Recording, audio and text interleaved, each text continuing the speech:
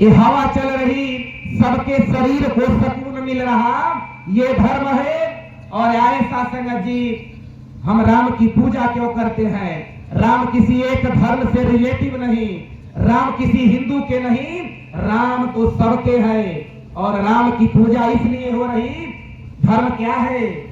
राम जिधर हमारे दशरथ राजा दशरथ को पिता के रूप में स्वीकार करने के बाद भी एक जटायु अपने पिता को पिता का दर्जा देने के अलावा एक वृद्ध जटायु को भी पिता समझकर अग्निदान देना, ये धर्म है। एक समाज की ठुकराई हुई अहिल्या को देवी कहकर बुलाना श्री रामचंद्र का ये धर्म है। जहां पर भरत जैसा भाई अपने बड़े भाई का चरण पादुका राज के सिंहासन पर रखकर राज्य को चलाना, ये धर्म है। और जहां पर छोटे भाई को राज्याभिषेक कराने के लिए खुद जंगल में चले जाना, ये धर्म है। किसी के हक को छीन के अपना लेना ये कदापि धर्म नहीं हो सकता। इंसान इंसान में भेद करना ये कदापि धर्म नहीं हो सकता। मर्यादा पुरुषोत्तम श्री रामचंद्र सेवरी माता सेवरी के जूठे बैर को उस समय भी जाति पाति के मानने वाले, प्रकांड वेद पढ़ने वाले, एक से बड़े यज्ञ को करने वाले, पूजा पाठ करने वालों मर्यादा पुरुषोत्तम श्री रामचंद्र को रोके कि आप किसकी कुटिया पे जा रहे? वो तो जात की नीच है, उसके अंदर कोई गुण नहीं है। लेकिन मर्यादा पुरुषोत्तम श्री रामचंद्र सबके बात को इग्नोर करते हुए माता सेवरी के जूठे बैर को भोग लगा के ये साबित करते हैं कि इंसानियत से बड़ा संसार में कोई धर्म नहीं है। आओ साथ संगत जी, बात दास निरंकारी मिशन की करे। दास का उम्र 37, दास के उम्र के डबल उम्र के 70 साल के हमारे गोवर्धन जी होंगे। हमारे श्याम बिहारी जी भी 65-70 साल के होंगे। हमारे राधे श्याम जी 60-65 साल। हमारे पहलवान जी 75-80 साल। विचार करें, ये निरंकारी मिशन कितना बड़ा परिचय दे रहा, धर्म क्या है करके दिखा रहा। यहाँ पर 37 ईयर का बैठ के महात्मा गुरु के रूप में बैठ के अपने विचारों को, गुरु के प्रचार को दे रहा। और 60, 70, 75, 80 साल के महात्मा बैठ के गुरु के विचार को सुन रहे हैं। इससे बड़ा संसार में कहीं धर्म नहीं है। निरंकारी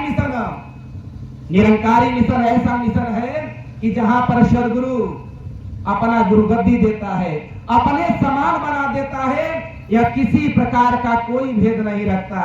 इस पंडाल में आने वाले, इस मिशन में आने वाले जिस भी जाति के हो, किसी भी धर्म के मानने वाले हो, सबको गुरु अपने चरणों से लगा के रखता है, अपने जैसा बना देता है। और संगत जी, ये सदगुरु की कृपा है। लेकिन आज हम संसार में देखने को मिलता है कि हम धर्म सिर्फ धार्मिक होना और धार्मिक बन जाना, ये दोनों दो चीज है संगत जी। हम दिखते हैं धार्मिक है, ऊपर से हमारा कपड़ा अनेक रंगों में हो सकता है, हमारा रूपरेखा अनेक रंग को प्रदर्शित करती है। लेकिन जिस दिन धार्मिक हो जाएंगे, उस दिन हमें किसी वेशभूषे की जरूरत नहीं पड़ती। जिस दिन हम धार्मिक हो जाएंगे, हमें किसी पहरावे की जरूरत नहीं होती है। आओ संगत जी, हमें धार्मिक बनना है, हो जाना है।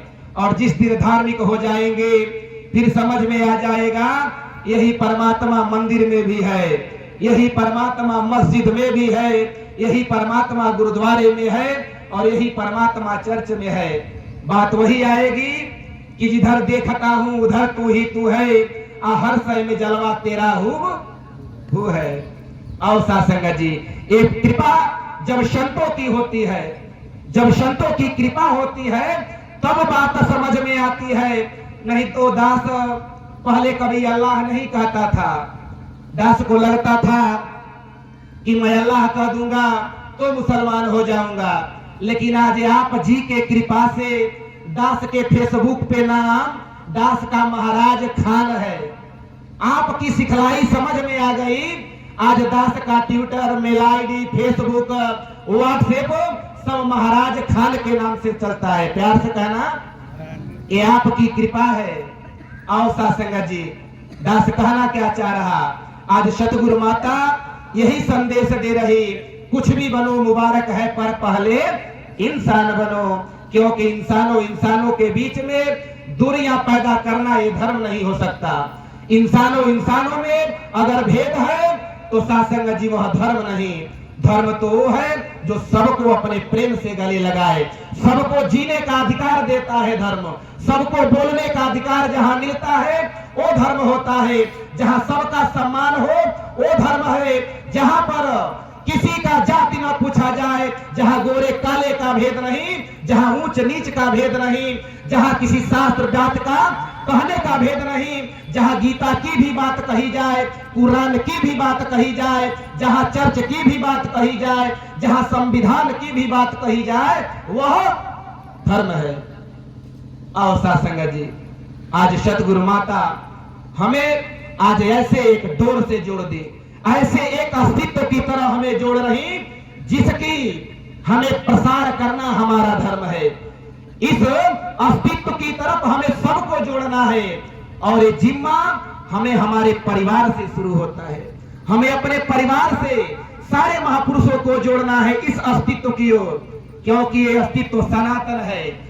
जान ले सासंगत जी, दास आपके चरणों में रख रहा, हमें अपने बेटे के लिए अच्छी बहू ढूंढते हैं, मुबारक है ढूंढिए, लेकिन ये आप जान लेना जो निरंकारी महापुरुष इस ज्ञान को समझ गया, अगर उस निरंकारी महापुरुष के घर में किसी बेटिया की अगर शादी होती है और उसके अपेक्षा संसार में आप बहुत बड़े करोड़पति के घर में शादी कर देंगे, वह उतना सुख नहीं पाएगी। लेकिन जहां पर अगर निरंकारी महात्मा वास्तव में गुरु के वचनों को मानने वाला है तो करोड़ों में घर में रहने से ज्यादा सुख उस निरंकारी महापुरुष के घर में मिलेगा।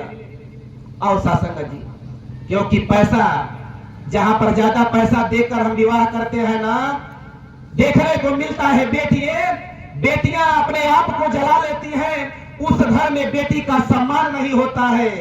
और शासक जी, सब कुछ करना लेकिन बेटी और बेटा को संस्कार देते हुए महापुरुषों के चरणों में जुड़ना, क्योंकि यह ज्ञान जिनके समझ में आ गया वह जीवन में कभी अपने शरीर से गलती नहीं करेंगे। और ऐसा संगत जी, महात्मा कह भी रहे थे प्रचार गुरु का कैसे होता। गांव वाले या संसार वाले वो हमारे सदगुरु को नहीं जानते, हमारे मिशन के पद्धति के बारे में नहीं जानते, वो अवतार बाड़ी हरदेव बाड़ी के में वह नहीं जानते, वो किसी से नहीं जुड़ते। कोई भी संसार का आदमी सबसे पहले आप से जुड़ता है, वह आपके कर्म को देखता है। बाबा हरदेव सिंह महाराज कहा करते थे, मिशन का एक एक बच्चा प्रचारक है, एक एक बच्चा प्रचारक है।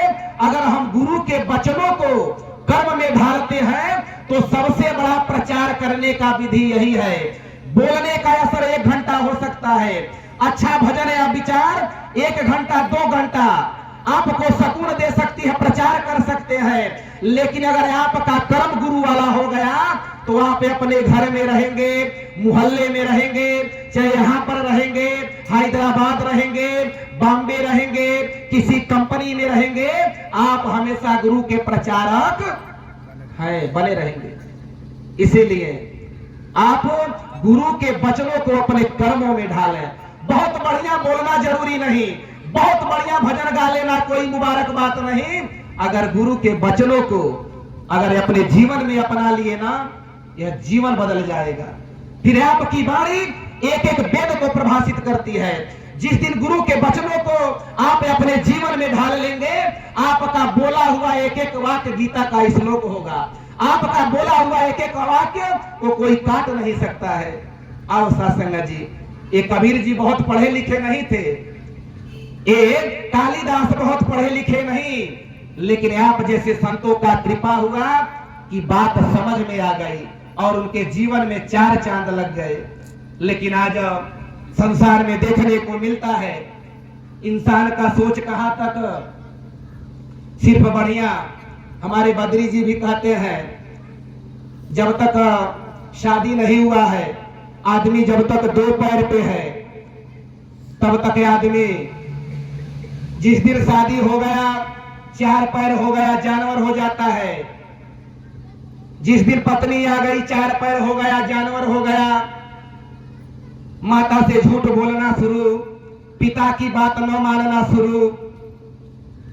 कुछ दिन के बाद एक बच्चा हो गया, 6 पैर हो गया। 6 पैर झिमुर के होते हैं और अपने परिवार में भ्रमित हो जाता है और फंस जाता है। कुछ दिन के बाद एक बच्चा और होता है, वो 8 पैर हो गया। 8 पैर मकड़ा के होते हैं और अपने परिवार में जकड़ जाता है। संतों की बात सुनाई नहीं देती, वो तो नाती के प्रेम में, नतनी के प्रेम में, बेटे के प्रेम में दिनों रात व्यस्त रहता है। समझ में नहीं आता है यह शरीर नाती खिलाने के लिए मिला है कि परमात्मा जानने के लिए। होता क्या है, एक दिन जब बुजुर्ग होता है, जब मरने के कगार पे आता है, 10 पैर, नाती का शादी हुआ, परिवार बढ़ा, 10 पैर हो गए और 10 पैर केकड़ा क्या होला, केकड़ा 10 पैर केकड़ा के होते हैं। जब इंसान केकड़ा बन जाता है तो उसके अपने बच्चे ही उसे जितना रहता है सब मार के खा जाते हैं। यही जीवन होता है। मास्टर साहब पप्पू नाम के छात्र से कहे बेटा खड़ा हो जाओ। पप्पुआ खड़ा हुआ, कहा बेटा बोलिए। मास्टर साहब कहिए। मास्टर साहब कहे पप्पू बताओ बेटा बड़ा होकर क्या करोगे। पप्पुआ कहला मास्टर साहब शादी। मास्टर साहब कहे नहीं, मेरे कहने का मतलब तुम पढ़ रहे हो, तुम्हारे माता पिता इतना पैसा खर्च कर रहे, डेली बस तुम्हारे घर पे आती है, लेकर जाती है, फिर छोड़ती है। तुम पढ़ लिख कर बड़ा होकर क्या करोगे, क्या बनना चाहोगे। पप्पुआ कहला मास्टर साहब दुल्हा। मास्टर साहब कहे नहीं, मेरा कहने का मतलब है कि तुम बड़ा पढ़ लिख कर बड़ा होकर क्या हासिल करना चाहोगे। पप्पुआ कहला मास्टर साहब दुल्ही। फिर मास्टर साहब कहे नहीं, मेरा कहने का मतलब है बेटा कि तुम पढ़ लिख कर, तुम्हारे माता पिता तुम्हें पढ़ा रहे, तुम्हारे पढ़ लिख कर तुम अपने माता पिता के लिए क्या करोगे। पप्पुआ कहला मास्टर साहब बहू लाऊंगा। मास्टर साहब कहे अरे मूर्ख कहीं का, तुम्हें जीवन मिला है, तुम्हारे माता पिता पढ़ा रहे, इतना बढ़िया स्कूटी खरीद के दिए, फीस जमा करते तुम्हें पैंट शर्ट मोबाइल तक दे दिए। तुम पढ़ लिख कर बड़ा होकर आखिर तुम्हारे मम्मी पापा तुमसे क्या मांगते हैं। पप्पुआ कहला मास्टर साहब पोता। प्यार से कहना। केहू माई दादा बाप ने लड़का से कहेला कि बेटा तू संत बनिह। कोई भी माँ अपने बच्चे से नहीं कहती कि तुम बेटा संत बनना। आओ सासंग जी, इस माइक पर बहुत कम सुनने को मिलता है कि महात्मा कहते हैं आप आशीर्वाद देना कि दास का बच्चा संत बने, लेकिन देखने को मिलता है अनेक बने आती है आशीर्वाद देना दास का बेटा हैदराबाद बढ़िया कमाए, नौकरी लग जाए, मकान दुतल्ला हो जाए, 4 पहिया हो जाए। ऐसा संग जी जेकर बेटवा पढ़ लिख लंदन अमेरिका कमाने में, जिनके बेटे लंदन अमेरिका पढ़ लिख कर कमाते हैं, देखने को मिलता है कि मरने के बाद पड़ोसी के कंधे पर शमशान में जाते हैं। सब कुछ देना, लेकिन संतों का संग देना। दातार से सब कुछ मांगना, लेकिन संतों का संग जरूर मांगना, क्योंकि इनकी कृपा से आप अगर 1 पैसे में है, 1 कोठरी में भी है, तो आप राजा की बात रहेंगे। और इनकी जहां पर कृपा नहीं, जहां पर सदगुरु का कृपा नहीं, आप महलों में रहने के बाद भी आपके जीवन में सुकून नहीं आएगा। और साथ संगत जी, और आज का दौर दास आज के दौर पे कहना चाहेगा कि संसार में जो लव मैरिज का आजकल चल रहा है, और साथ संगत जी, एक गाड़ी पे लिखा था, दस जा रहा था कि आने वाली पीढ़ियां माँ के आंचल का सुख नहीं पाएंगे, क्योंकि जींस पहनने वाली माँ आंचल कहां से लाएगी। साथ संगत जी, हमें अपने अंदर झांकने की जरूरत। एक बेटी रहती है, माता पिता इतने शौक से पढ़ाते हैं, इतने शौक से उसकी जरूरत को पूरा करते हैं। दास यह बात इसलिए कह रहा क्योंकि संसार में सबसे बड़ा आपका कोई हितैषी है तो आपके माता पिता हैं। दास नवजुवक बच्चे और बच्चियों को कहना चाहेगा कि अपने माता पिता के विरुद्ध कुछ भी कदम उठाएं। एक बच्ची बहुत अपने माता पिता की लाडली प्यारी बच्ची एक रहती है, माता पिता बड़े शौक से पढ़ाते हैं। बेटी की हर जरूरत पूरा करने के लिए बाप रिक्शा तक चलाता है, यहाँ तक वह बाप एक फटे बनियान और फटे चप्पल में अपने जीवन को व्यतीत करता है। लेकिन बच्ची का इच्छा, वह पढ़ने में उसकी प्रबल रुचि थी। कहती थी, पिताजी मैं पढ़ना चाहती हूँ, मैं 10 पास कर ली, अगर आप कुछ आर्थिक स्थिति से कुछ पैसा और इकट्ठा करें तो मैं बढ़िया शहर में जाके अपनी एडमिशन कराऊंगी। पति और पत्नी भोजन के बाद घर में विचार करते हैं। बेटी कहती है माता पिता से कि आप लोग जैसा निर्णय लेंगे मैं आपकी बात को मानूंगी। पत्नी कहती है हमारी एक ही बेटी है, अगर बेटी पढ़ना चाह रही शहर में तो हम बेटी को जरूर पढ़ाएं। बेटी से कहते हैं बेटी हमें 2 दिन का टाइम दो, हम आपके एडमिशन के लिए जो भी रुपया लगेगा हम अरेंज करेंगे। पति और पत्नी आपस में बात करके 2 हॉस्पिटल में जाते हैं और साथ संगत जी अपना खून निकलवाते हैं। खून निकलवा के बेच के जो पैसा मिलता है लाके अपने बेटी को देते हैं। कहते हैं बेटी जाओ एडमिशन करा लो। कुछ दिन के बाद बेटी जब पढ़ने लगी है, पढ़ते पढ़ते और पैसे की जरूरत पड़ती है, और पैसे की जरूरत पड़ती है। अब उसे 2-4 लाख रुपए की जरूरत पड़ गई। बाप जो होता है वह गरीब रहता है, कहता है कि मैं 2-4 लाख कहां से लाऊं। बेटी कहती है पापा अगर 2-4 लाख मिल जाए तो मैं डॉक्टर की पढ़ाई पूरी कर लूंगी, तो फिर आपको किसी प्रकार की कोई दिक्कत नहीं होगी। ऐसा सच बेटी के पैसे को देख के माता पिता एक हॉस्पिटल में जाते हैं और अपनी एक किडनी को किसी जरूरतमंद को देके 4 लाख रुपए लेकर आते हैं और अपनी बेटी को देते हैं। बेटी बड़े शौक से पढ़ती है, लेकिन ऐसा सर जी घटना तो तब हुआ, घटना तो तब हुई जब एक दिन की बात बेटी आत्महत्या कर लेती है। सदगुरु माता सुदीक्षा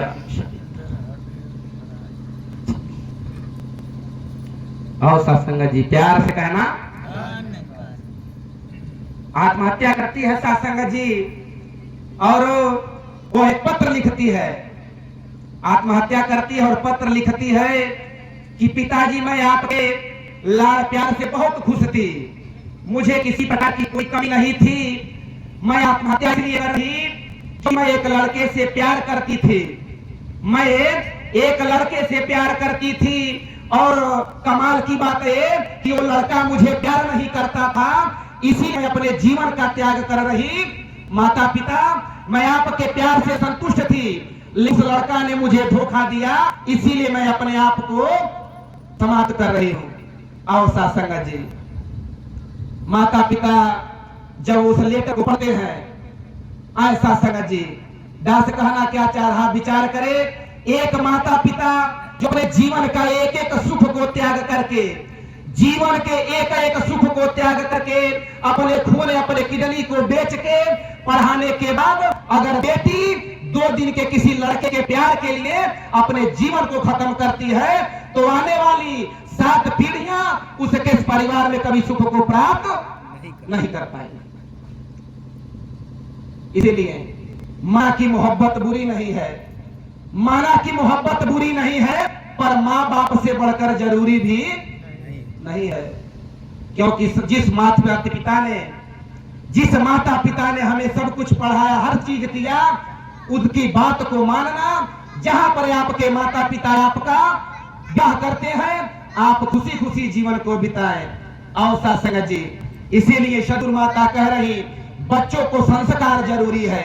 बच्चों को हम महापुरुषों के संग में जोड़ के रखें। महापुरुषों अपने घर में जाए तो अपने बच्चों का धन निरंकार करे, अपनी पत्नी का धन निरंकार करे, अपनी बेटी का धन निरंकार करे।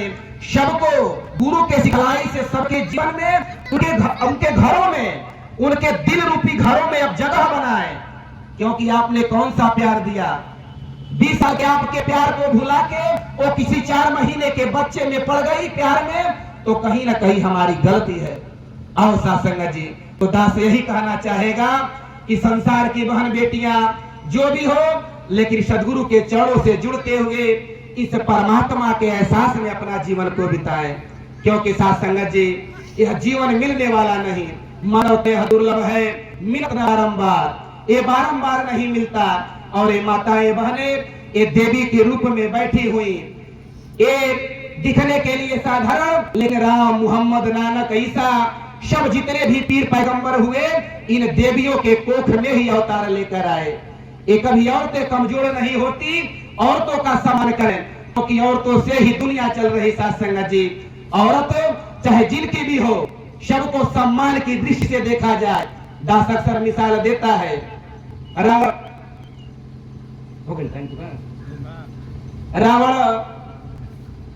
युद्ध में मारा गया। मंदोदरी कहती है कि दुनिया में कौन ऐसा तपस्वी मिल गया कि मेरे रावण को मार दिया। आओ साथ संगत जी, मैं उससे मिलना चाहती हूं, उसे देखना चाहती हूं। एक सैनिक को लेके रण क्षेत्र में जब जाती है मंदोदरी, एक शिला पर बैठे मर्यादा पुरुषोत्तम प्रभु श्री रामचंद्र मन मार के बैठे हैं, बगल में लक्ष्मण है। जब मंदोदरी की परछाई रब चौड़ों तक जाती है, राम हाथ जोड़ के खड़ा होते हैं, कहते हैं, माते, यह निर्जल रणभूमि में आप कौन है, आपका परिचय क्या है? मंदोदरी कहती है, राम, मैं दुर्भाग्यशाली रावण की पत्नी मंदोदरी हूं।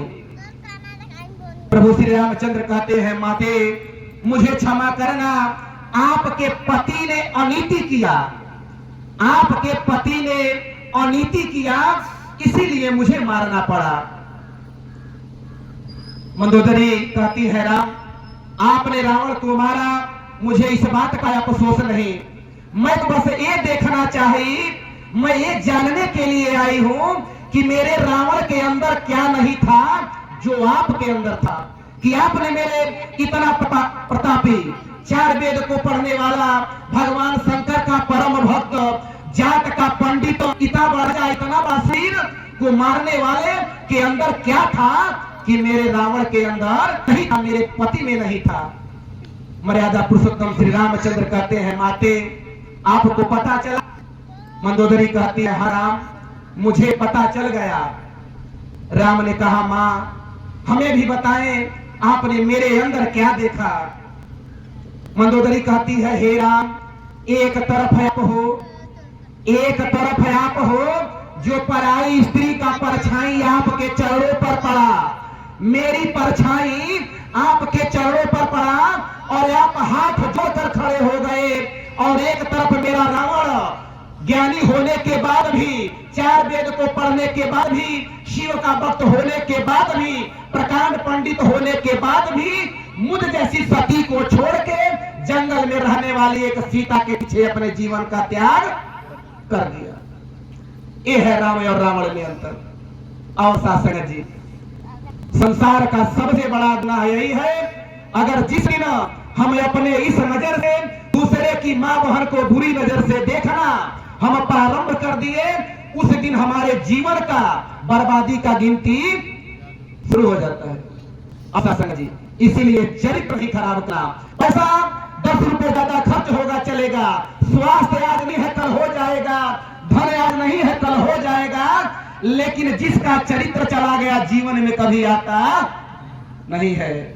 इसीलिए आप आशीर्वाद देना, कैरेक्टर होना, जो भी, क्योंकि कहा बाबा जी कहते भी हैं कि तेरा रूप है संसार सदा भला करो करता। हमारी इतनी कहती है कि आप अपने बहन के घर नहीं जा पाते हैं।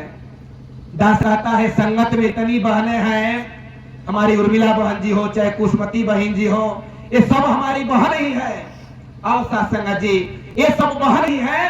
दास इन बहनों के घर पे आ गया तो दास एक दिन अपने बहन के घर पे भी चला जाएगा। दास का नजर यही, दास अपनी बहन हो या संसार की कोई भी बहन हो, दास अपने पति को छोड़ के संसार में सबको बहन के नजर से ही देखता है। और यही होना भी चाहिए। सर्वे भवन्तु सुखिनः सर्वे सन्तु निरामयाः। सबका दातार कृपा करे, सब सुखी हो, सब निरोग हो, सबके अंदर किसी प्रकार का मानसिक विकार न हो। दातार बख्शिश करना, क्या करना कि सभी के अंदर जैसा आप चाहते हो सबका जीवन वैसा रहे। और ऐसा सर जी आप शंभू महात्मा जी को आप आशीर्वाद देना। दास को बुखार हुआ था परसों, लेकिन आपके प्यार से हमारे बद्री जी, पहलवान जी, हमारे भानु जी, इतना फोन पे फोन, सिंधुआ बांगर से, पंजाब से, ऐसा संगत जी आपका इतना प्यार पता ही नहीं चलता है। गुरु ने इतना बड़ा परिवार दिया। आप ऐसे ही शंभू महात्मा को भी आप आशीर्वाद देना। ये महात्मा जी 3 दिन से, उसके 1 महीने से ही इस संगत की चर्चाएं चल रही। हजूर आपको आना है तो ऐसा संगत जी आप बड़े ही कर्मयोगी संत है शंभू जी, आप आशीर्वाद देना कि माता जी उनको भी तन से, मन से, धन से सुखी करे। और उनके परिवार में जितने भी उनके बच्चे हैं सब आपके चरणों से लगा रहे। और दातार कृपा करना, बख्शिश करना, सभी महापुरुषों को भी तन से, मन से, धन से सुखी कर देना। और दास को आप आशीर्वाद देना। दास पूरे परिवार के साथ सेवा सुमिरन संगत करते हुए आपके चरणों में लगा रहे। बड़े प्यार से कहना जी।